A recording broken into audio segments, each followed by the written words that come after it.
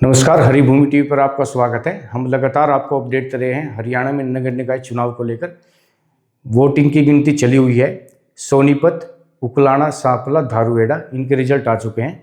सोनीपत में भारतीय जनता पार्टी के राजीव जैन को कुल 78,035 वोट मिले हैं।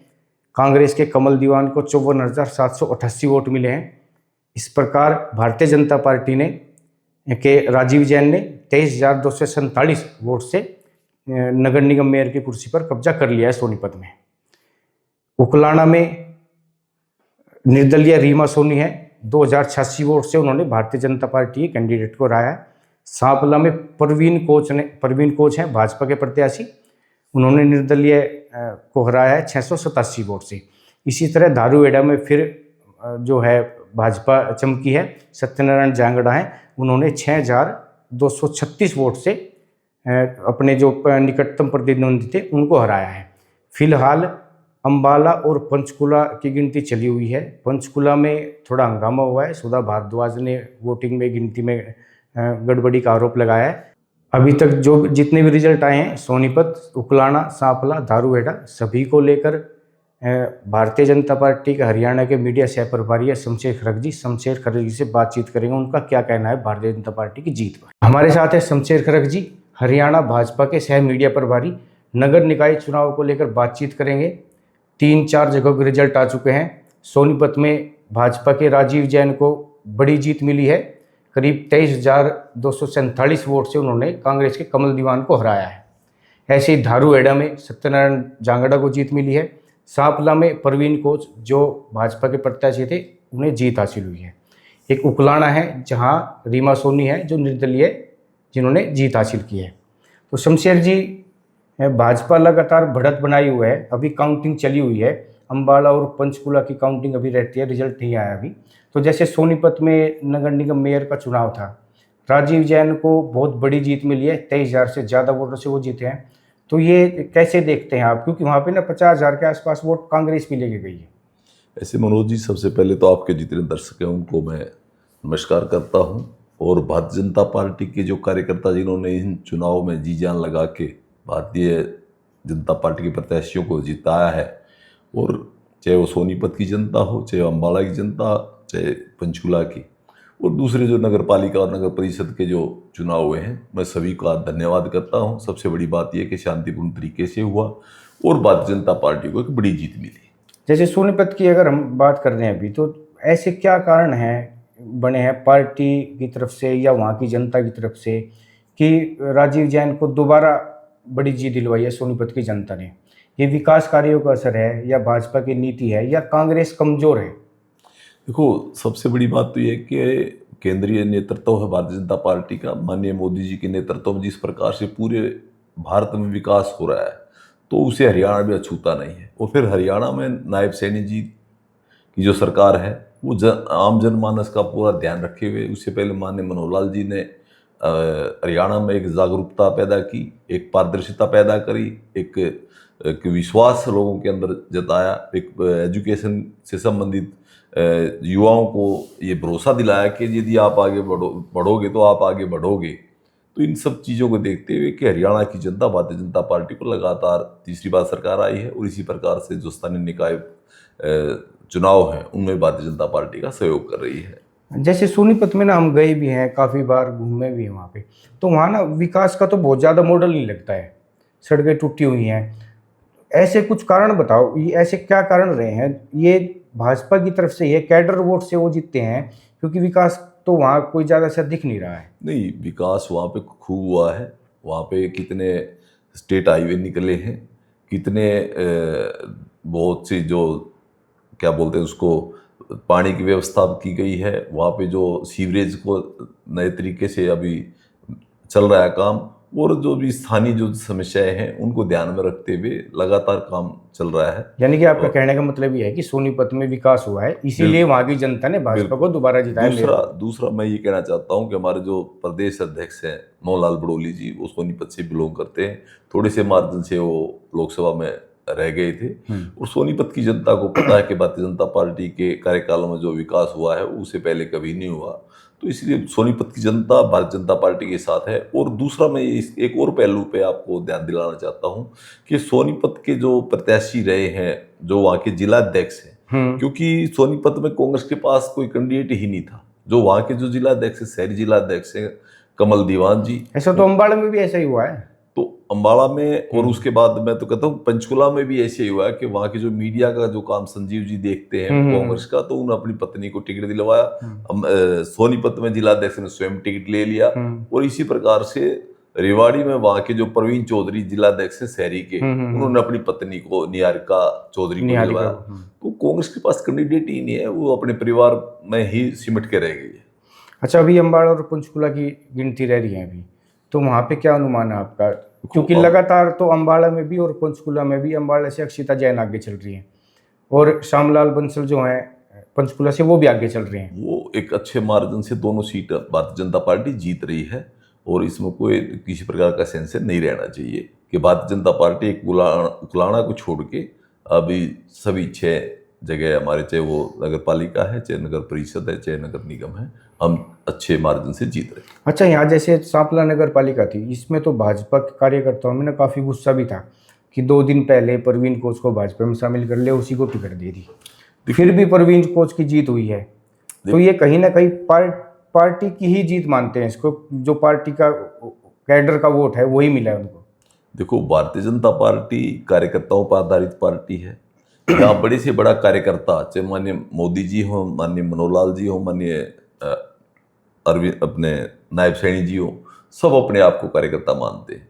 कार्यकर्ता कहीं ना कहीं अपनी भावना रख सकता है, लेकिन वो अल्टीमेटली वो कमल के फूल के साथ खड़ा दिखाई देगा। ये सारा का जो सांपला की जो बात कर रहे हो आप, यहाँ भी भारतीय जनता पार्टी का कार्यकर्ता जो कमल का फूल प्रवीण कोच जी को दे दिया पार्टी ने, तो उसके साथ खड़ा नजर आया। जब टिकट दिया प्रवीण कोच को और जो प्रचार हो रहा था चुनाव का, उस दौरान हम भी सांपला में गए थे।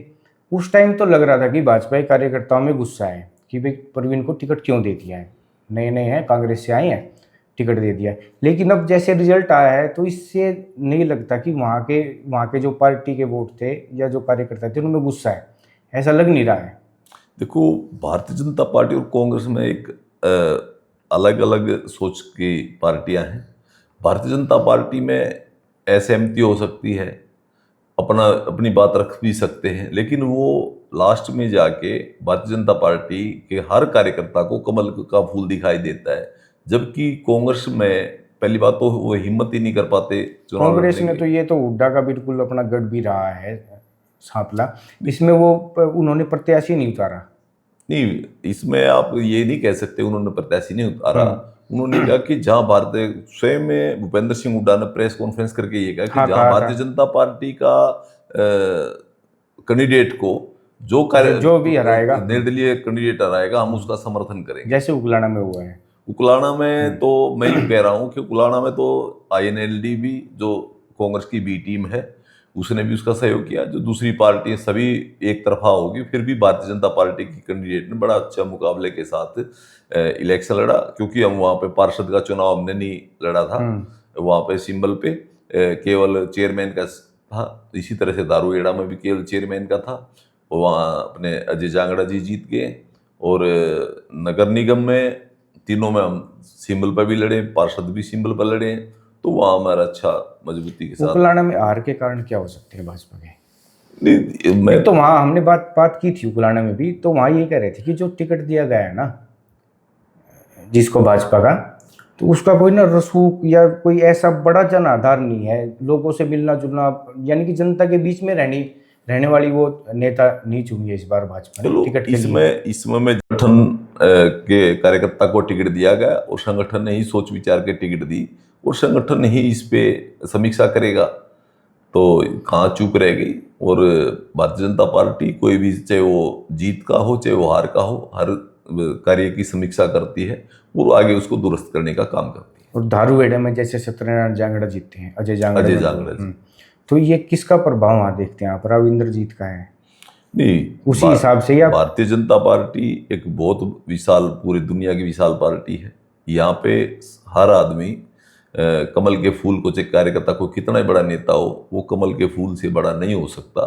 भारतीय जनता पार्टी में सब नेता कार्यकर्ता मानते हैं और यही हमारी विचारधारा है। इसमें आदरणीय अपने इंद्रजीत जी भी का भी सहयोग रहा है, जो दूसरे नेताओं का भी सहयोग रहा है। हम सब मिलकर एक पार्टी, एक परिवार की तरह काम करते हैं और उस परिवार में सबकी जिम्मेवारी बनती है आगे बढ़ने के लिए, अपने कार्यकर्ता को जिताने की और कमल का फूल खिलाने की। अभी तक जो रिजल्ट आए हैं ना, जैसे 7 नगर निकाय के चुनाव थे, सांपला, उकलाना, धारूहेड़ा, नगर परिषद रेवाड़ी, सोनीपत, अम्बाला और पंचकुला। जो अभी तक रिजल्ट है, जो रुझान है, 3-4 के तो रिजल्ट आ चुके हैं। इन 7 में से 6 जगह बीजेपी बढ़त बनाए हुए है, 3 जगह तो जीत चुकी है। आगे 3 के परिणाम अभी आने बाकी हैं। वो भी भारतीय जनता पार्टी ही विजयी होगी। ये भी मैं आपको एक विश्वास दिला दूं कि भारतीय जनता पार्टी का कार्यकर्ता आम व्यक्ति तक पहुंचता है। समाज का जो अंतिम वंचित व्यक्ति, जो नीडी पर्सन है, जो लाभार्थी हो सकता है, तो उसको केंद्र की योजना हो चाहे वो हरियाणा सरकार की योजना हो, उसको उसका लाभ मिले, इसके लिए प्रयासरत रहता है। हमारे नेता लगातार जनता में रहते हैं। हमारे प्रदेश अध्यक्ष जी, हमारे माननीय मुख्यमंत्री जी भी, जहाँ हमारी विधानसभा में हमारा प्रत्याशी ना भी जीता हो, वहाँ पे जाके विकास की बात करते हैं। तो भारतीय जनता पार्टी सबका साथ, सबका विकास और सबका विश्वास और सबके प्रयास के साथ आगे बढ़ती है। पंचकुला में हंगामा हो रहा है फिलहाल, वो सुधा भारद्वाज ने आरोप नहीं, लगाया। कांग्रेस की एक आदत रही है, वो कभी ईवीएम पे आरोप लगाती है, कभी कहते वोट चोरी हो गई, कभी कुछ कहते हैं, क्योंकि इनके बहाने हैं। कांग्रेस का कार्यकर्ता अपने ड्राइंग रूम से बाहर नहीं जाता, वो सिर्फ बहाने ढूंढता है। वो उसके दिमाग में ये है कि कभी न कभी तो बाहर आएगी, और उनका कार्य करने का और उनका बस केवल लूटा खसोटी का और अपने जो ऐसा बगैर मेहनत से काम करने का, मतलब बगैर काम से वो परिणाम चाहते हैं, वो जो कि संभव नहीं है। वो जो जनता उसी के साथ है जो जनता के साथ है। तो शमशेर जी का ये कहना है, जो हमारी समझ में आया वो ये था कि भारतीय जनता पार्टी लगातार मजबूत हुई है, भारतीय जनता पार्टी की नीतियों पर जनता ने मोहर लगाई है, और सबसे बड़ा एक कारण है कि बीजेपी तो मजबूत हुई है लेकिन कांग्रेस और ज़्यादा कमज़ोर हो चुकी है।